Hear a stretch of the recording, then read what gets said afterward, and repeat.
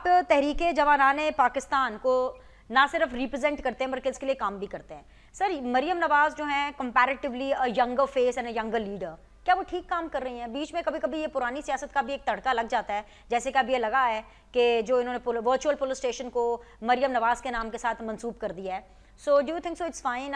या पूरी दुनिया में ऐसे ही होता है, जो कि एक्सप्लेनेशन हमें सेनेटर साहब दे रहे हैं कि अगर पूरी दुनिया में ऐसे हो रहा है तो इट्स ओके अगर पाकिस्तान में भी ऐसा होता है? जी सर। देखिए, आजकल ये बड़ा एक रिवाज बन गया है कि क्योंकि उसने ये किया था, फलाने ने करप्शन की इसलिए मैं जस्टिफाइड हूं, मैंने करप्शन की। फलाने ने वो 30 साल हुकूमत की, हमने 3 साल की, इसलिए उन्होंने कुछ नहीं किया इसलिए हमने भी कुछ नहीं किया। भाई, उनको लोगों ने इसीलिए रिजेक्ट किया था ताकि आप कुछ ऐसा अमल करके दिखा दें, लेकिन नहीं हो सका। अभी आपने खुद जिक्र किया कि तीसरी हुकूमत है खैबर पख्तूनख्वा के अंदर, बताने की जरूरत नहीं है उसका हाल क्या है। तो मैं समझता हूं कि लोगों की तनख्वाहें भी वहां नहीं दी गई। अभी जो है वो कुछ पैसे दिए गए, सीटीडी का क्या आलम हुआ, बाकी का बहरहाल दिस इज नॉट कंपेयर, मैं यहाँ कोई कंपेयर नहीं कर रहा। लेकिन जो आपका सवाल है, देखिए, मरियम साहिबा जब तक के अपने खुद सोच से जो है वो आगे नहीं चलेंगी, मामलात नहीं बनेंगे।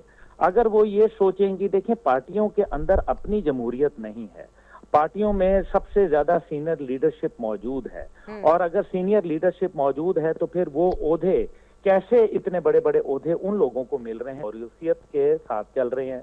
चलें, कोई बात नहीं, ये भी मिल जाते हैं।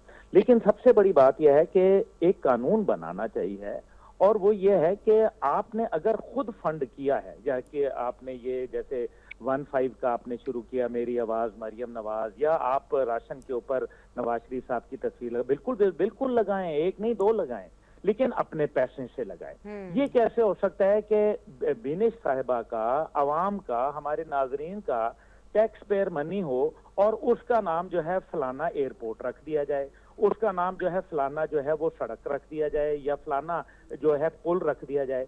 क्या पाकिस्तान में शुहदा नहीं है? क्या पाकिस्तान के अंदर हमारे बानियान पाकिस्तान नहीं है? क्या वो लोग जिन्होंने पाकिस्तान के लिए अजीम शान कारनामे अंजाम दिए, अभी आपने अरफा करीम का जिक्र किया, उसको पूरी दुनिया जानती है और पूरी दुनिया में उसने अपना एक मुकाम, अपने कदरों बनाई।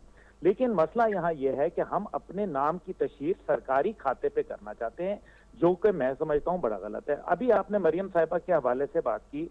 देखिए, मरियम साहिबा जो है वो एक निस्बतन यंग खातून है, और वो अपने सोच और फिक्र को अगर किसी के ताबे होके चलेंगी तो फिर मैं समझता हूं कि उनको जो है वो रिजल्ट वही मिलेगा जो उनके पुरखों को मिला, यानी कि इस कौम की तरफ से जो है वो ज्यादा पजीराई नहीं मिली। इसका मतलब यह है कि अगर वो अपनी सोच से चलेंगी, और यही बात बिलावल साहब के लिए भी एप्लीकेबल है, बिलावल साहब को भी अपनी जो सोच है उसके ऊपर एक खास ठप्पा नहीं लगाना। एक रवायती सियासतदान का एक माहौल जो है पाकिस्तान में खत्म होता जा रहा है।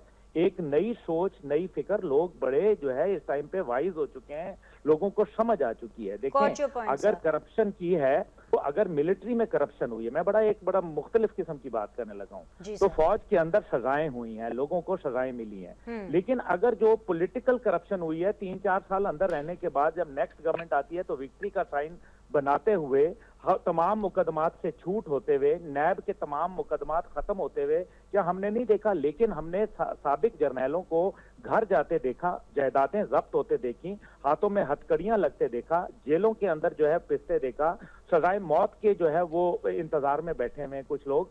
तो फिर ये क्या फौज का एक सिस्टम चल रहा है ना?